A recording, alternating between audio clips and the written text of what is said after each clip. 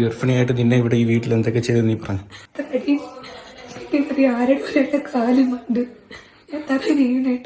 അച്ഛനും ഇളയ മോനും തന്ന സമ്മാനോ?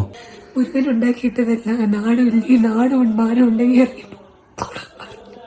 പ്രണവും പ്രവീണും തന്റെ ഫാമിലി ഇഷ്യൂസ് ഇതിനോടകം തന്നെ സോഷ്യൽ മീഡിയയിൽ വന്ന് പറഞ്ഞു കഴിഞ്ഞു. ഓരോരുത്തരും അവരവരുടെ പക്ഷം പിടിക്കുമ്പോൾ കുറ്റക്കാരിയാകുന്നത് മൃദുല മാത്രം. അല്ലെങ്കിലും എല്ലാ വീട്ടിലും എന്ത് പ്രശ്നങ്ങൾ ഉണ്ടായാലും അവസാനം ആ കുറ്റം എത്തുന്നത് വന്നു കയറിയ പെൺകുട്ടിയിലായിരിക്കുമല്ലോ.